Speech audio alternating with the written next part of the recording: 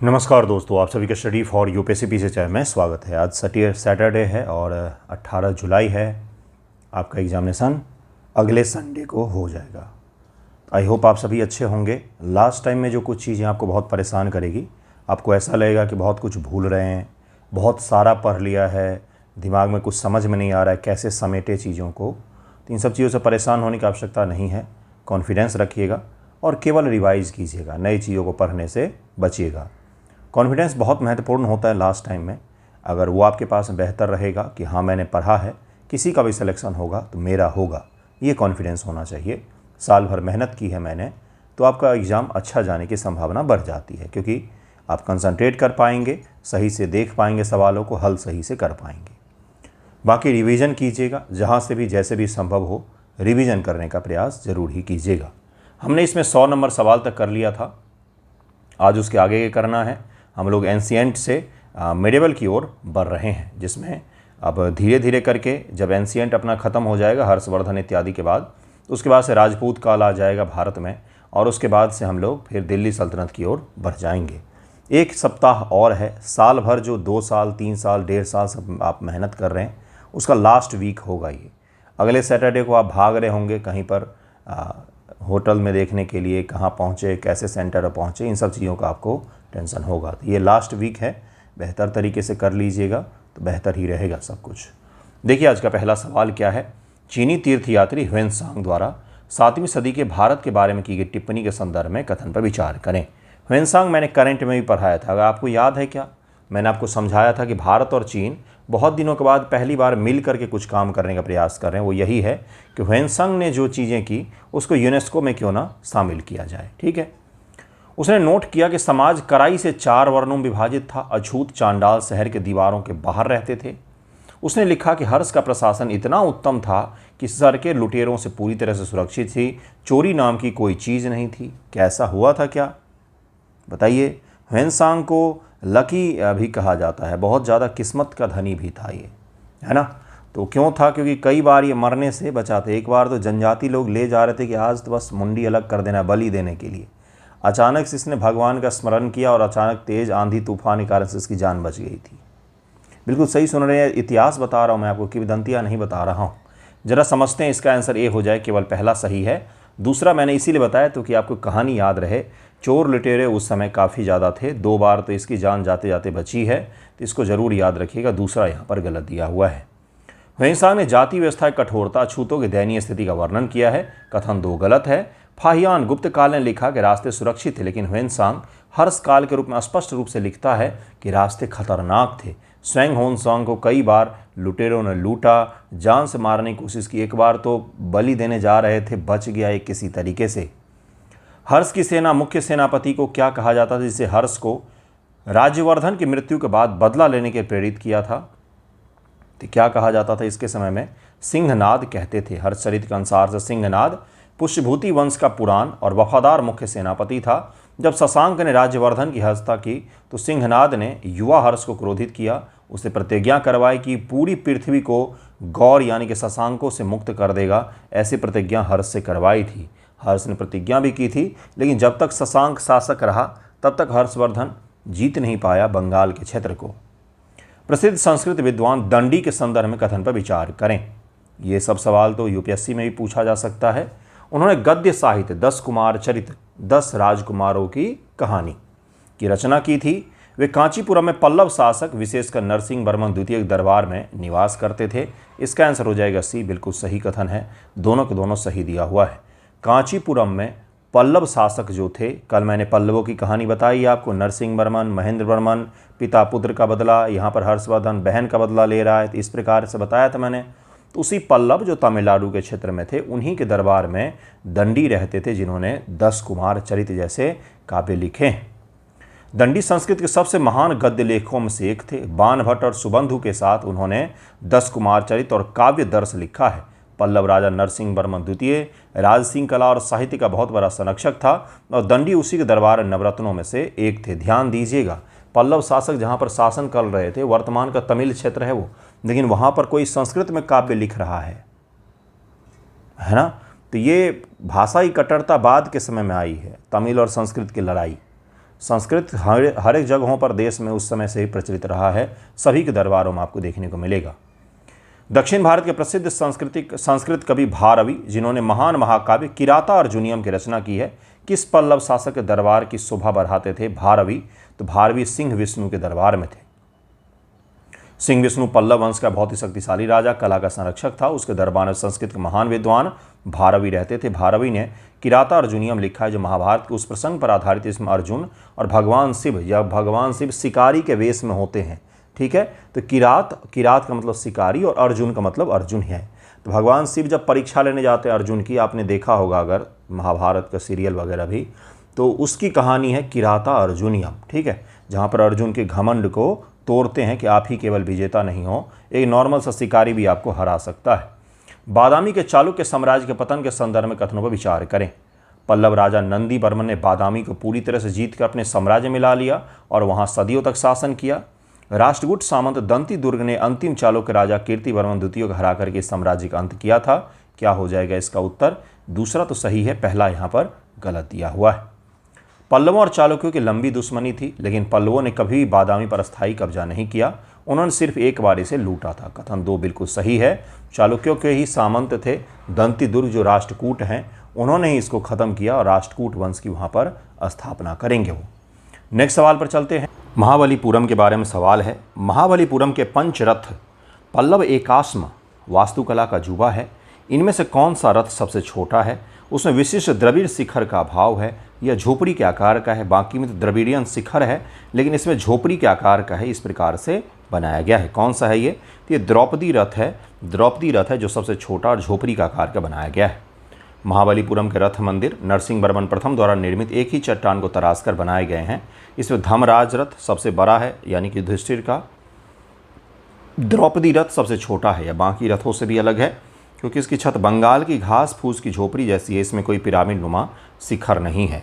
तो द्रौपदी का जो रथ है, जो रथ मंदिर में से एक है, उसको सबसे छोटा बनाया गया। इस प्रकार से याद रखने के लिए याद रख सकते हैं कि महिला का जो रथ है उसको सबसे छोटा बनाया गया है। पल्लव वंश की उत्पत्ति के संदर्भ में निम्नलिखित कथन पर विचार करें। ये विशुद्ध रूप से यूनानी मूल के थे। उत्तर पश्चिम से दक्षिण भारत में आकर बस गए थे। वे केवल तमिल भाषा बोलते थे। उन्होंने अपने शिलालेख में संस्कृत के प्रयोग पर पूरी तरह से प्रतिबंध लगा रखा था। इसका आंसर हो जाएगा डी। दोनों ही बिल्कुल गलत दिए हुए हैं। पल्लवों की उत्पत्ति विवादित है, लेकिन इतिहासकार मानते हैं कि वह स्थानीय शायद सातवाहनों के सामंत थे। यूनानी पर्थियन पहलव तो हो ही नहीं सकते, क्योंकि दक्षिण के भारत के क्षेत्र में है। दूसरा कथन भी गलत है, क्योंकि शुरुआती पल्लव राजाओं ने सभी शिलालेखों में प्राकृत और संस्कृत में हैं। बाद में उन्होंने तमिल का उपयोग शुरू किया, लेकिन संस्कृत पर कभी प्रतिबंध नहीं लगाया गया वहाँ पर। चालुक्य राजा पुलकेशिन द्वितीय की उपलब्धियों का वर्णन करने वाला एहोल शिलालेख, जिसे रवि कीर्ति ने लिखा है, किस देवता का स्तुति के साथ शुरू होता है, जो लेखक के धर्म को पुष्ट करता है? इसमें भगवान जिनेंद्र जैन तीर्थंकर जो हैं, उनकी स्तुति के साथ ये जो है ये शुरू होता है। जैसे कई सारे बच्चे, हम लोग जब 10th में 11th में थे तो कॉपी के ऊपर में जय माँ सरस्वती लिखते थे, है ना।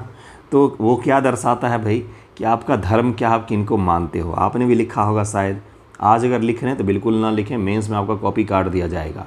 तो ये सब चीज़ें ना करें, मैं आपको समझा रहा हूँ। उसी प्रकार जब उन्होंने शिलालेख लिखा तो शिलालेख की शुरुआत करने से पहले एक मंगल चरण के तौर पर लोग करते हैं कि अपने इष्ट को, अपने आराध्य को, अपने ईश्वर को याद करते हैं। हर धर्म में है ये चीज़, इस्लाम से लेकर हिंदुइज्म से लेकर जैनिज्म से लेकर बुद्धिज्म, हर धर्म में ये चीज़ है। तो इसका आंसर डी हो जाएगा। सम्राट हर्षवर्धन की धार्मिक नीतियों के संदर्भ में निम्नलिखित कथनों पर विचार करें। इसका आंसर क्या हो जाएगा? अपने प्रारंभिक जीवन में हर्ष भगवान शिव और सूर्य के परम भक्त थे। अपने जीवन के अंतिम वर्ष में महायान बौद्ध धर्म के मजबूत समर्थक और संरक्षक बन गए। तो इसका आंसर हो जाएगा सी। दोनों कथन यहाँ पर सही दिया हुआ है।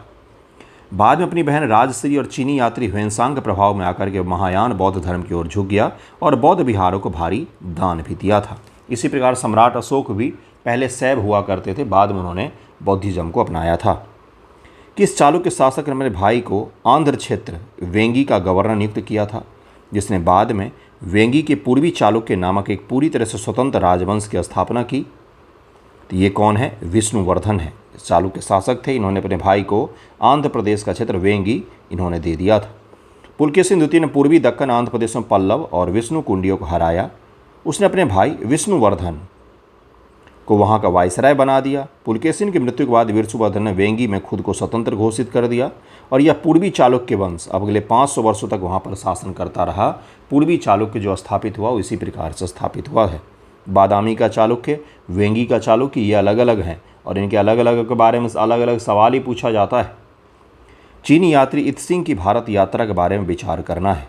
बीपीएससी ने एक सवाल पूछा, बहुत ही सुंदर। बीपीएससी ने फाहियान की यात्रा विवरण से सवाल पूछा है। ठीक है, तो आपसे भी पूछा जा सकता है इत्सिंग के बारे में, इसलिए इसको ध्यान से कीजिए। वह जमीनी रेशम मार्ग के बजाय दक्षिण पूर्व एशिया होते हुए समुद्री मार्ग से भारत आया था। अब ह्वेनसांग तो हिमालय पर्वत पार करते हुए आया था, लेकिन ये कहाँ से आया था भाई, समुद्र से आया था क्या? उसे सम्राट हर्ष से मुलाकात की थी, उनके द्वारा आयोजित प्रयाग की सभा में भाग भी लिया था चीनी यात्री इत्सिंग ने। इसका आंसर ए हो जाएगा, पहला सही है, दूसरा बिल्कुल गलत दिया हुआ है। ह्वेनसांग पहाड़ों के रास्ते आया था, लेकिन इत्सिंग 671 ईसा पूर्व में सुमात्रा श्रीविजय के रास्ते जहाज से भारत आया था, यानी कि दक्षिण की ओर से जल मार्ग होते हुए। कथन 2 गलत है। हर्ष की मृत्यु 647 ईस्वी में हो गई, इसलिए इत्सिंग कभी हर्ष से नहीं मिला, ह्वेनसांग से मिला था। इसका टाइम पीरियड बिल्कुल अलग है। 671 के आसपास जो है इत्सिंग वो भारत पहुंचा था। 671 के आसपास में यह भारत पहुंचा था। हर्ष के शासनकाल में किसान से लिया जाने वाला पारंपरिक कृषि कर, जिसे भाग या उद्रंग कहा जाता था, आमतौर पर उपज का कितना हिस्सा होता था? मैंने आपको कल ही ये ट्रिक बता दिया। 1/6 याद रखना है। मैक्सिमम समय अगर नहीं भी आता हो सवाल और अगर तुक्का मारने का आ जाए तो 1/6 मारना है। पूरे प्राचीन भारत में राजपूत काल हर जगह 1/6 ही है। दिल्ली सल्तनत के बाद कुछ परिवर्तन होते हैं, लेकिन उससे पहले 1/6 पोर्शन ही लिया जाता था। ह्वेनसांग के वृत्तांतों, हर्ष के अभिलेख जैसे बांसखेड़ा, मधुबन के अनुसार हर्ष का प्रशासन बहुत उदार था। मुख्य कर भूमि उपज पर लगाया जाता था, जो प्राचीन भारतीय परंपरा मनुस्मृति के अनुसार पैदावार का 1/6 हिस्सा होता था। इसको याद रखिएगा। वास्तुकला के ऐतिहासिक स्थल ऐहोल के संदर्भ में विचार करें। अब ऐहोल के बारे में सवाल पूछा जा रहा है। इसे पल्लव राजाओं द्वारा पूरी तरह से अपनी नई राजधानी के रूप में बनाया गया था। क्या ऐहोल पल्लवों ने अपनी राजधानी बनाई थी? एनसीईआरटी से बनाए गए ये सारे सवाल कल भी मैंने बताया था, आज ही बता रहा हूँ आपको, लेकिन इस स्तर के सवाल और कहीं मिलेंगे नहीं आपको। पेड क्लासेज में टीचर इस प्रकार के सवाल करवाते हैं, पेड में भी नहीं करवाते कितनी बार। तो ये ऐहोल में बने सभी मंदिर विशेष रूप से केवल जैन धर्म को समर्पित है। क्या होगा इसका उत्तर? इसका आंसर हो जाएगा डी। दोनों ही यहाँ पर गलत दिए गए हैं, दोनों गलत दिए हुए हैं। ऐहोल कर्नाटक को भारतीय मंदिर वास्तुकला का पालना कहा जाता है। इसने पल्लवों ने नहीं बल्कि चालुक्यों ने अपनी पहली राजधानी के रूप में विकसित किया था। यहाँ केवल जैन मंदिर नहीं बल्कि 70 से अधिक हिंदू शिव विष्णु भी हैं, जैसे दुर्गा, लरखान मंदिर इत्यादि भी यहाँ पर बनाया गया है। तो ऐहोल में हर तरह की चीज़ें हैं। पुष्यभूति वंश के इतिहास और हर्ष के जीवन को जानने का सबसे प्राथमिक और प्रमाणिक स्रोत हर्षचरित। इस ग्रंथ के रचयिता कौन है? तो ये बाणभट्ट महोदय हैं। इन्होंने किताब लिखा है, क्लासिकल संस्कृत में लिखा गया है। हालांकि इन पर आरोप भी लगता है कि थोड़ा बढ़ा चढ़ा करके लिख दिया है इन्होंने। संस्कृत के प्रसिद्ध साहित्यिक नाटक नागनंद के संदर्भ में कथन पर विचार करें। ये नागनंद बहुत ही फेमस नाटक है संस्कृत का। अब इसके बारे में विचार करना है। इसकी रचना हर्ष के दरबारी कवि बाणभट्ट ने की थी। यह एक संस्कृत नाटक है जो विद्याधर राजकुमार जीमूतवाहन की बौद्ध किंवदंती पर आधारित है, जो नागों सांपों को बचाने के लिए अपना शरीर त्याग देता है। क्या उससे जुड़ा हुआ है ये? क्या नागनंद? तो बिल्कुल सही है, दूसरा तो सही है, पहला गलत है। नागनंद नागों का आनंद की रचना स्वयं सम्राट हर्षवर्धन ने की थी, बाणभट्ट ने नहीं। कथन 2 बिल्कुल सही है।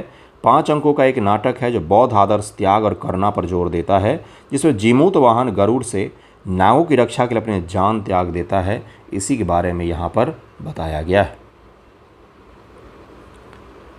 नेक्स्ट है, दक्षिण भारत में भक्ति आंदोलन को शुरू करने वाले प्रसिद्ध अलवार और नैनार संतों का विकास मुख्य रूप से किस राजवंश के शासनकाल में हुआ? अलवार अर्थात विष्णु के मानने वाले, वैष्णव धर्म को मानने वाले, और नैनार का मतलब शैविज्म को फॉलो करने वाले, शैव धर्म, भगवान शिव को मानने वाले।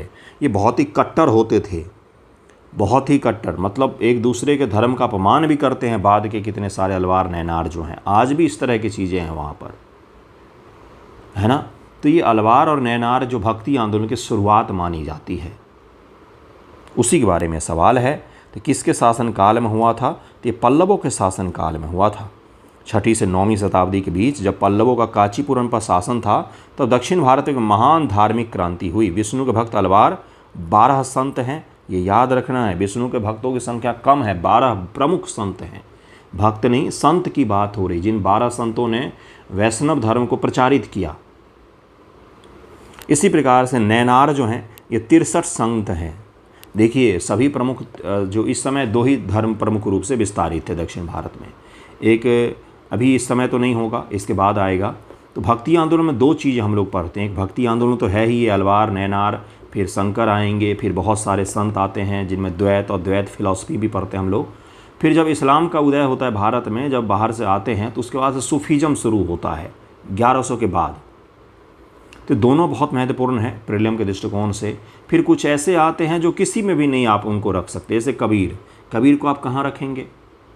वो तो सभी धर्मों की आलोचना करते हैं, सभी धर्मों के कुछ हिस्सों की बुराई भलाई दोनों चीज़ कर देते हैं।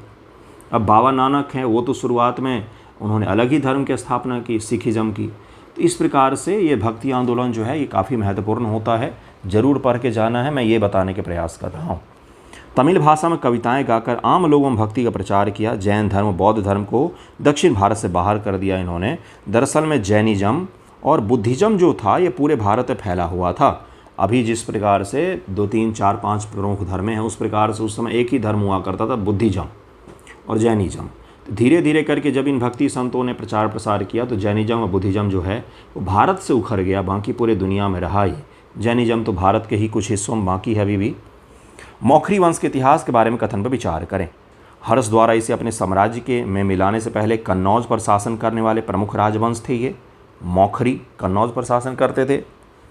ये मालवा के शासक देवगुप्त के घनिष्ठ सहयोगी थे। उन्होंने हर्ष के खिलाफ मिलकर के युद्ध किया था। इसका आंसर ए हो जाएगा, दूसरा गलत है। मालवा का राजा देवगुप्त मौखरियों का सबसे बड़ा दुश्मन था। उसी ने मौखरी राजा ग्रहवर्मन की हत्या की थी, न कि वे सहयोगी थे, इसीलिए यहाँ पर ये गलत दिया हुआ है। विश्व के सबसे पुराने उपन्यासों में से एक माने जाने वाली महान सांस्कृतिक रचना कादम्बरी, इसको संस्कृत साहित्य का सबसे ज़्यादा क्लासिकल संस्कृत में कोई बढ़िया चीज़ माना जाता है तो इसमें से इसको ज़रूर ही माना जाता है कादम्बरी। इसके लेखक कौन है? तो इसको लिखा है बाणभट्ट जी ने ही। इसका आंसर ए हो जाएगा, बाणभट्ट ने ही लिखा है। हर्ष के दरबारी कवि बाणभट्ट ने हर्षचरित के अलावा एक और अमर गाद्य कवि कादम्बरी लिखा है। एक बहुत ही जटिल और रोमांटिक कहानी है जिसे पात्रों के कई जन्मों का वर्णन है। बाणभट्ट इसे पूरा नहीं कर सके थे, इसलिए इनके पुत्र भूषण भट्ट ने पूरा किया। अब ये फैक्ट आपको नहीं पता होगा, ये फैक्ट मैंने आपको अलग से दिया है थोड़ा सा गिफ्ट के रूप में कि भाई भूषण भट्ट का भी नाम याद रखें। बाणभट्ट के पुत्र हैं, उन्होंने कादम्बरी को पूरा किया है। 600-750 ईस्वी के दौरान भारतीय समाज के सामाजिक स्थितियों के संदर्भ में कथनों पर विचार करें। इस काल में सती प्रथा का बहुत अधिक प्रचलन था, जिसका उल्लेख ह्वेनसांग और बाणभट्ट दोनों ने किया है। समाज में छुआछूत और अधिक कठोर हो गई। अछूतों चांडालों को मुख्य बस्तियों से बाहर रहने के लिए मजबूर किया जाता था। सामाजिक व्यवस्थाओं से सवाल है। 600-750 ईस्वी, दोनों कथन यहाँ पर सही दिया हुआ है। अब जाति प्रथाएँ धीरे धीरे करके इतनी कठोर होती जाएंगी, इतनी कठोर होती जाएंगी, जो आप सुनते हैं जो जातिगत आंदोलन जो बाद में होते हैं वो इसी कठोरता और भी ज़्यादा बढ़ता जाता है और भी ख़राब कंडीशन होता जाता है। तो बाद में जाकर के फिर इन आज़ादी के बाद सुधार होना शुरू हुआ है, नहीं तो आज़ादी तक स्थिति वैसी ही थी और भी ज़्यादा खराब हो गई। दोनों कथन बिल्कुल सही दिया हुआ है और सही वर्णन किया गया है। चालुक्य प्रशासन में स्थानीय सुशासन का भी महत्व था। गांव में राजस्व वसूले, शांति बनाए रखने वाले शक्तिशाली ग्राम प्रधान को क्या कहा जाता था? इनको गामुंडा कहा जाता था। दक्कन के चालुक्य प्रशासन में गांव प्रशासन की सबसे छोटी इकाई थी। गांव का मुखिया गामुंडा, वह गांव के महाजन बुजुर्गों की सभा की मदद से कर इकट्ठा करता था, गांव के विवादों को सुलझाता था। विषयपति जिले का प्रमुख होता था। कल मैंने गुप्तों की प्रशासनिक इकाई करवाई है। साम्राज्य, प्रांत, फिर विषय, इस प्रकार से मैंने आपको बताया था। साम्राज्य, भुक्ति, फिर विषय, इस प्रकार से सारा बताया है मैंने, और वो याद होना चाहिए अधिकारी सहित। बीपीएससी ने सवाल पूछा, क्या पूछा भाई? दिल्ली सल्तनत ने शेर शाह के समय प्रशासनिक व्यवस्थाएं किस प्रकार से थी, ये सवाल पूछा एनसीईआरटी से डायरेक्ट कॉपी पेस्ट। महाबलीपुरम में एक विशाल चट्टान पर की गंगा अवतरण या अर्जुन की तपस्या नामक विश्व प्रसिद्ध मूर्तिकला कहाँ स्थित है और किस वंश की देन है ये? तो ये है महाबलीपुरम में पल्लव वंश की देन है। पल्लव वंश की देन है, तमिलनाडु में समुद्र किनारे यह स्थित है। पल्लव राजा नरसिंह वर्मन प्रथम ने अपने मित्र मनवम्मा को वहाँ का सिंहासन वापस दिलाने के लिए 2 बार शक्तिशाली नौसैनिक अभियान किस देश में भेजा था? नरसिंहवर्मन ने नौसेना बना करके 2 बार दूसरे देश में अपने सैनिकों को भेजा अपने मित्र की मदद करने के लिए। तो ये भेजा था श्रीलंका में, सिलोन श्रीलंका में इन्होंने भेजा था। उत्तर भारत में हर्षवर्धन के साम्राज्य दक्कन में पुलकेशिन द्वितीय के साम्राज्य के बीच कौन सी प्रमुख नदी प्राकृतिक सीमा थी? कल मैंने बताया था, तो इसका आंसर हो जाएगा नर्मदा। नर्मदा के उत्तर में हर्ष और उसके दक्षिण में पुलकेशिन। बादामी के चालुक्य वंश का वास्तविक संस्थापक किसे माना जाता है, जिसे बादामी के किले का निर्माण किया और अपनी संप्रभुता घोषित करने के लिए अश्वमेघ यज्ञ भी किया था? बादामी के चालुक्य, तो ये पुलकेशिन प्रथम था, उसके बाद से पुलकेशिन द्वितीय आएगा। इसके बारे में याद रखिएगा। उसने बीजापुर जिले में वातापी बादामी के मजबूत पहाड़ी पर एक किला भी बनाया था। कांचीपुरम का संरचनात्मक वैकुंठ पेरुमल मंदिर, जिसकी दीवारों पर पल्लव इतिहास से जुड़ी घटनाओं को मूर्तियों के रूप में उकेरा गया है, किस शासक द्वारा बनवाया गया था? कांचीपुरम का यह मंदिर है जिसमें पल्लवों का इतिहास लिखा हुआ है, मूर्तियां बना बना करके। ये पूछा जा रहा है किस शासक ने इसे बनवाया था? तो नंदीवर्मन द्वितीय ने इसको बनवाया था। अगले सवाल पर चलते हैं। हर्ष के शासनकाल की राजस्व व्यवस्था में जो कृषि कर एग्रीकल्चर टैक्स कैश के रूप में लिया जाता था, उसे क्या कहा जाता है? अब नगद के रूप में कुछ क्या लिया जा रहा है? तो एग्रीकल्चर टैक्स लिया जा रहा है। तो इसका क्या नाम था? इसका नाम था हिरण्य। क्या बोलते थे इसको? हिरण्य। यह हर्षवर्धन और हौ से हिरण्य, इस प्रकार याद रखेंगे। प्राचीन और पूर्व मध्यकालीन भारत में कर वसूले 2 तरीके के थे। जब कर अनाज फसल के हिस्से के रूप में लिया जाता था तो उसे मेय या भाग कहा जाता था। जब अनाज ले रहे हैं या फसल के हिस्सा के रूप में ले रहे तो मेय या फिर भाग कहा जाता था, जो 1/6 होता था। लेकिन जब किसान अपनी नगद सिक्कों में चुकाते थे तो उसे हिरण्य जिसका अर्थ सोना भी होता है, हिरण्या या हिरण्य का अर्थ सोना होता है, नगद में दिया जाता था। इसको हिरण्य नाम दिया गया है। पल्लव वंश के शुरुआती राजाओं सिंह विष्णु ने अपनी शाही आदेश और शिलालेख मुख्य रूप से किस भाषा में जारी किए? इन्होंने प्राकृत भाषा में जारी किए थे। सबसे शुरुआती शिलालेख जैसे मई दवोलू का अभिलेख प्राकृत भाषा में लिखे गए हैं। सातवाहन परंपरा का प्रभाव था ये। बाद में संस्कृत का इस्तेमाल किया और सबसे अंत में वे तमिल और संस्कृत दोनों का प्रयोग करने लग गए। ठीक है, तो तीनों भाषाओं में इन्होंने लिखा है, प्राकृत, संस्कृत और तमिल, तीनों में। वास्तुकला के चालुक्य शैली के सबसे पुराने संरचनात्मक मंदिर में से एक माने जाने वाला प्रसिद्ध लाड़खान मंदिर कहाँ स्थित है? कुछ देर पहले ही मैंने करवाया। तो एहोल कर्नाटक में जगह है, यहीं पर यह स्थित है। भगवान शिव को समर्पित है ये भी याद रखिए। यह मंदिर किसी पंचायत या ग्राम सभा के भवन जैसा दिखता है, जिसकी छत चपटी है। इस प्रकार से, जिस प्रकार से आपके ऊपर छत चपटी है, उसी प्रकार से बनाया गया है इसको। इसीलिए इसका नाम लाड़खान इसलिए पड़ा क्योंकि कुछ समय के लिए मुस्लिम संत लाड़खान वहाँ पर रहते थे। तो मुस्लिम संत थे जो यहाँ पर रहते थे, उन्हीं के नाम पर इसका नाम पड़ गया लाड़खान मंदिर। हर्ष द्वारा प्रयाग इलाहाबाद में आयोजित किए जाने वाले महामोक्ष परिषद का प्राथमिक उद्देश्य क्या था? इलाहाबाद में आयोजित होता था महामोक्ष परिषद, हर्षवर्धन करता था। इसका उद्देश्य क्या था भाई? 129 का आंसर हो जाएगा। अपने द्वारा 5 वर्षों में अर्जित की गई सभी धन संपत्तियों, तपस्वियों, गरीबों और सभी धार्मिक संप्रदायों को दान कर देना। अगर आपने यूपीएससी के लिए हिस्ट्री ऑप्शनल पढ़ा होगा तो वहाँ पर पूछा जाता है मेंस में सवाल कि इसका क्या कारण था और इसके निहितार्थ क्या थे। आपने तो पढ़ लिया कि भाई इस प्रकार से होता था। इसका निहितार्थ ये था कि जनता में ढेर सारा पैसा चला गया। आज जैसे सरकार बोनस देती है दिवाली के समय, बाकी समय क्यों देती है बोनस? पैसा जब भी आपके पास एक्स्ट्रा होगा तो आप क्या करोगे? चीज़ों पर स्पेंड करते हो, आप खर्चा करते हो। खर्चा करने से क्या बढ़ता है?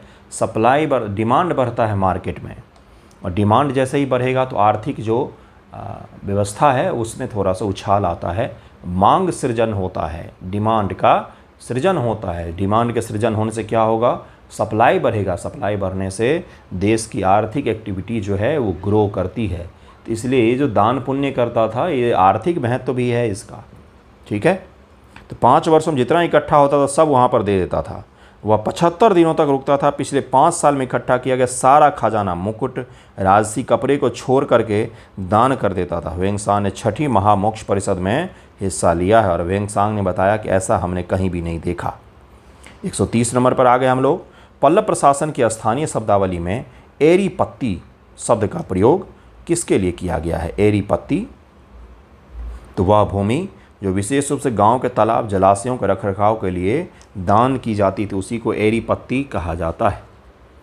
दक्षिण भारत विशेषकर तमिलनाडु में कृषि पूरी तरह से बारिश और तालाबों पर निर्भर थी। क्यों भाई?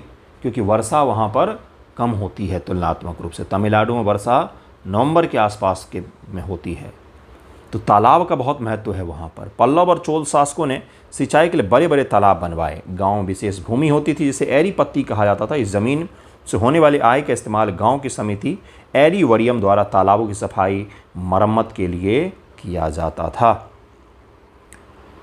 131 नंबर से सवाल है, यहाँ से राजपूतों से जुड़े हुए सवाल होंगे। राजपूतों से जुड़े हुए सवाल एईडीओ में जब बीपीएससी ने पूछा ना तो लोग चौंक गए। एईडीओ में प्रथम दिन का जो जीएस का पेपर है, 5 स्टेटमेंट वाला एक राजपूत काल से सवाल पूछा गया है। सेकेंड डे भी फिर पूछा गया, फिर थर्ड डे भी पूछा गया।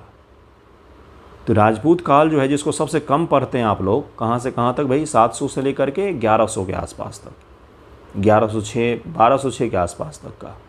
तो ये जो टाइम पीरियड है, इसको सबसे कम पढ़ते हैं। उससे आजकल सवाल ज़्यादा बनाया जा रहा है। एनसीईआरटी में स्पष्ट रूप से उल्लेखित है सभी वंशों का नाम जो एईडीओ में पूछा गया है। इसलिए यूपीएससी में भी यहाँ पर सवाल आते हैं, यूपीपीएससी में भी आते हैं, बीपीएससी में तो पूछता ही है। सबसे खतरनाक हिस्ट्री का क्वेश्चन यूपी वाले बनाते हैं, यूपीपीएससी, वो रिसर्च करके सवाल बनाते हैं। गुर्जर प्रतिहार वंश के बारे में सवाल है, अब जरा इसको ध्यानपूर्वक देखिए। मिहिर भोज के ग्वालियर प्रशस्ति अभिलेख के अनुसार प्रतिहारों ने अपनी उत्पत्ति भगवान राम के भाई लक्ष्मण से बताई है, जो राम के द्वारपाल प्रतिहार थे। क्या प्रतिहारों की उत्पत्ति लक्ष्मण से जुड़ा हुआ है क्या?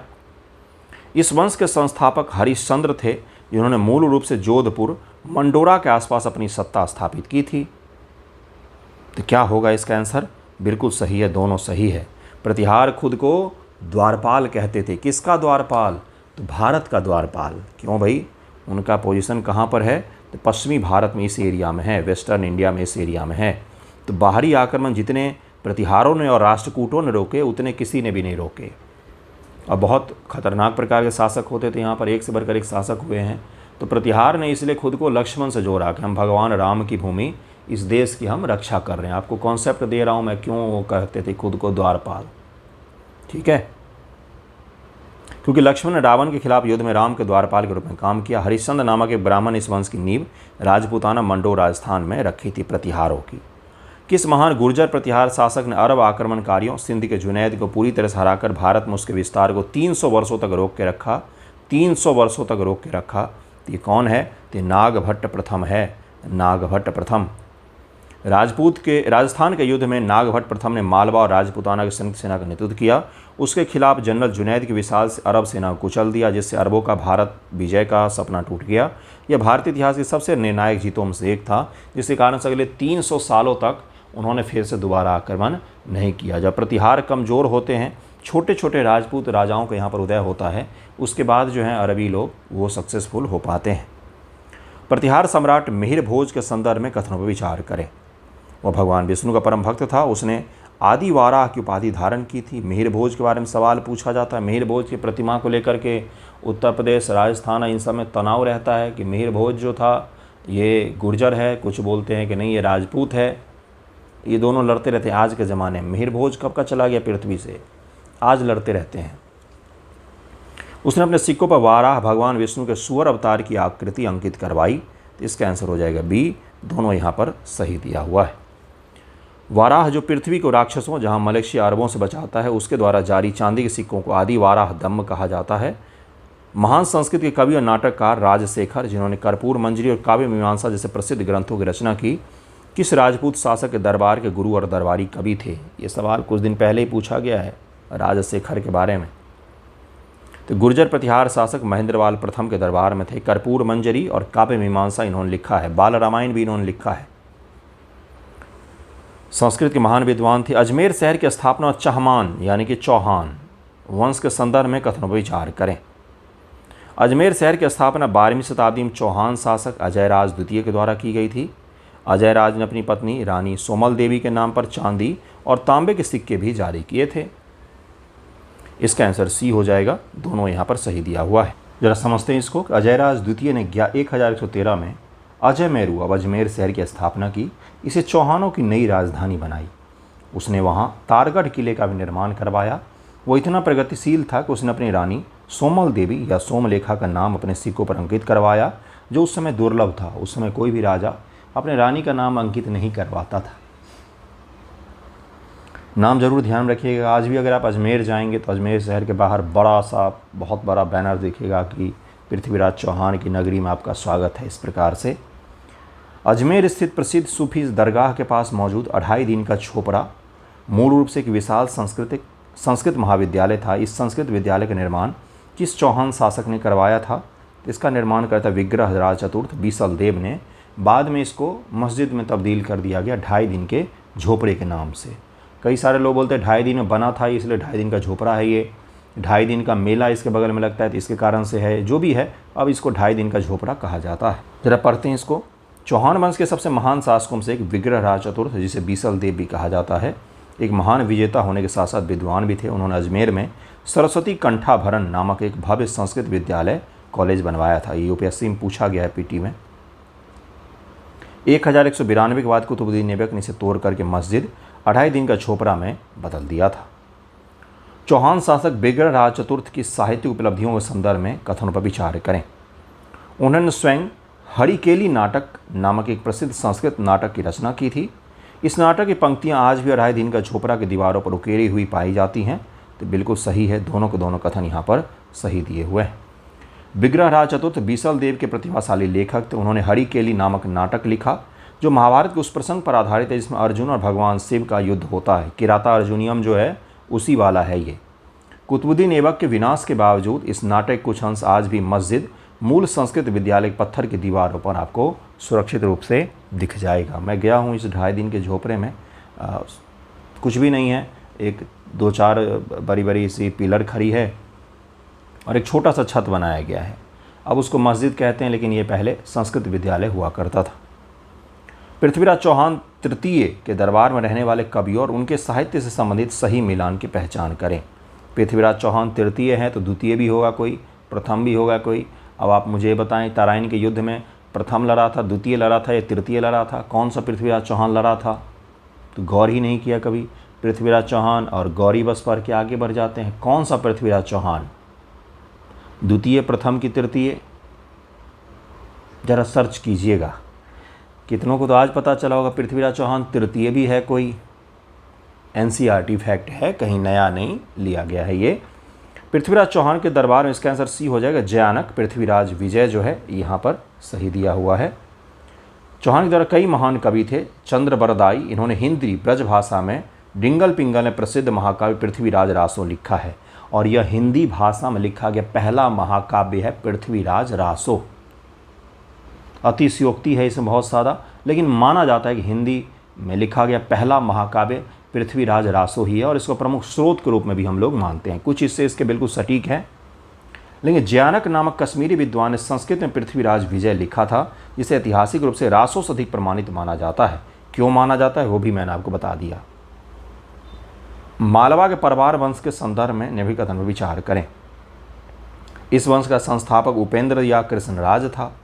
परमार शासक मुंज ने कल्याणी के चालुक्य राजा तैलप द्वितीय को 6 बार हराया, लेकिन 7वीं बार हराकर मारा गया। इसका आंसर क्या हो जाएगा? दोनों कथन यहाँ पर सही दिया हुआ है। परमारों ने अपनी सत्ता विजय उज्जैन धार में स्थापित की। राजा मुंज वाकापति मुंज एक महान योद्धा विद्वान था। उसने दक्कन के चालुक्य राजा तैलप द्वितीय पर 6 बार सफलतापूर्वक आक्रमण किया, लेकिन अपनी मंत्रियों की सलाह के खिलाफ उसने 7वीं बार गोदावरी नदी पार की, जहाँ पकड़ा गया और तैलप ने उसका सिर काटकर गोदावरी में चढ़ा दी। ओवर कॉन्फिडेंस में मारा गया बेचारा। 6 बार जीत चुका था, रहता घर पे आराम से, लेकिन नहीं तो देखो परिणाम क्या हुआ। परमार वंश के सबसे महान शासक राजा भोज ने वास्तुकला और इंजीनियरिंग का एक अत्यंत महत्वपूर्ण विश्वकोशीय ग्रंथ लिखा था, जिसमें महल, मंदिर, यहाँ तक उड़ने वाली मशीन यंत्रों का निर्माण का भी वर्णन है। उस ग्रंथ का क्या नाम है? राजा भोज ने लिखा है। भोजशाला मंदिर विवाद कुछ दिन पहले ही न्यूज़पेपर में चर्चा में था। हाई कोर्ट ने फैसला भी दिया और हमने पढ़ा भी था। भोजशाला मौला मस्जिद विवाद करके ऐसे ही था, एक सरस्वती मंदिर है कि मस्जिद है, वो अंत में उसको मंदिर घोषित किया गया है। इस किताब का नाम है सम्रांगण सूत्रधार। मालवा के राजा भोज ने एक पॉलीमैथ बहुमुखी प्रतिभा के धनी थे। उन्होंने वास्तुकला, यंत्र विज्ञान पर सम्रांग सूत्रधार लिखा। इस अद्भुत पुस्तक के 31वें अध्याय में यंत्र विधान में लकड़ी को उड़ने वाले यंत्रों, विमानों और रोबोटिक पहरेदारों मतलब मशीन वाले पहरेदार, कृत्रिम फव्वारों के निर्माण की तकनीकी प्रक्रिया का वर्णन किया गया है। राजा भोज के सांस्कृतिक योगदान के संदर्भ में कथन पर विचार करें। उन्होंने अपनी राजधानी धार में भोजशाला नामक एक महान संस्कृत विश्वविद्यालय की स्थापना की। इस विश्वविद्यालय के भीतर उन्होंने विद्या की देवी सरस्वती, वाग्य देवी की एक सुंदर मूर्ति स्थापित की। फिलहाल में ये वाग्य देवी मूर्ति जो है लंदन के म्यूजियम में रखा हुआ है, जो कोर्ट ने सरकार को कहा कि ये मूर्ति भी लेकर के आइए। इसका आंसर क्या हो जाएगा? दोनों यहाँ पर सही दिया हुआ है। इसी मंदिर को लेकर के विवाद था, याद रखिएगा, ब्रिटिश म्यूजियम में फिलहाल में रखा हुआ है। जब 1025 ईस्वी में महमूद गजनवी ने गुजरात के प्रसिद्ध सोमनाथ मंदिर पर अपना सबसे विनाशकारी हमला किया तो उसमें गुजरात अहिलवार का चालुक्य सोलंकी शासक कौन था? तो इसका आंसर हो जाएगा ए, भीम प्रथम था। 1025 में जब गजनवी सोमनाथ भगवान शिव का प्रथम ज्योतिर्लिंग है पर हमला किया तब गुजरात का चालुक्य सोलंकी राजा भीम प्रथम का शासन था। महमूद की विशाल सेना को देखकर भीम प्रथम अहिलवार छोड़कर कंठकोट के किले में छिप गया। गजनवी ने मंदिर को लूटा, शिवलिंग को तोड़ दिया। बाद में भीम प्रथम ने मंदिर का पुनर्निर्माण करवाया था। माउंट आबू राजस्थान के स्थित वास्तुकला के विश्व प्रसिद्ध दिलवारा जैन मंदिर के निर्माण के संदर्भ में कथन पर विचार करें। इस मंदिर का निर्माण पूरी तरह से शुद्ध सफ़ेद संगमरमर से किया गया है।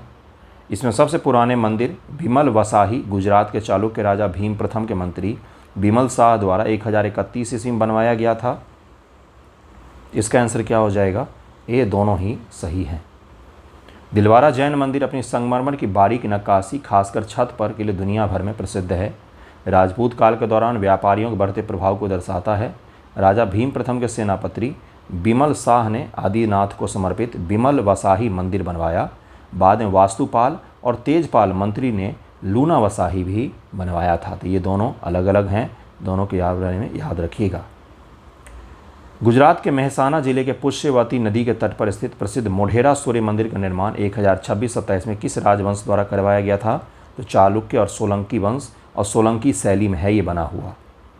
मारू गुर्जरा सोलंकी शैली का एक शानदार उदाहरण है। इसका निर्माण गुजरात के सोलंकी शासक भीम प्रथम ने महमूद गजनवी के सोमनाथ आक्रमण के ठीक बाद करवाया था। इस मंदिर की विशेषता इसकी विशाल सूर्य कुंड थी।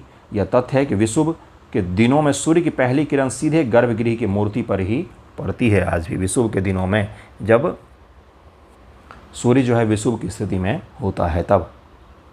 गुजरात के चालुक्य राजा, और ये आज का आखिरी सवाल होगा 145, जयसिंह सिद्धराज के जैन धर्म के संबंध में निम्न कथन पर विचार करें। उसने प्रसिद्ध जैन विद्वान हेमचंद्र को अपने दरबार में संरक्षण दिया था। जयसिंह सिद्धराज ने जैन धर्म के प्रभाव में आकर अपने राज्य में पशु बलि पर पूरी तरह से प्रतिबंध लगा दिया था। तो बिल्कुल सही, पहला तो सही है, दूसरा गलत है। यद्यपि जयसिंह सहिष्णु थे लेकिन पशु वध पर पूर्ण प्रतिबंध लगाने का कार्य उनके उत्तराधिकारी कुमारपाल ने किया था, जो हेमचंद्र ने प्रभाव आकर के पूरी तरह से जैन बन गए थे। 145 सवाल इसमें कंप्लीट हो गए हैं। आज हमने 45 सवाल किए हैं और आने वाले वीडियो में इसके आगे का सवाल हम लोग करेंगे। और मिडिवल हिस्ट्री भी शुरू हो जाएगा कल से। अब तो मिडिवल हिस्ट्री में हम लोग प्रवेश कर ही चुके हैं, ये मिडिवल हिस्ट्री का ही भाग है। तो दिल्ली सल्तनत और मुग़ल के एक एक वीडियो में आपके कंप्लीट करवा दूंगा मैं। थैंक यू सो मच आप सभी का।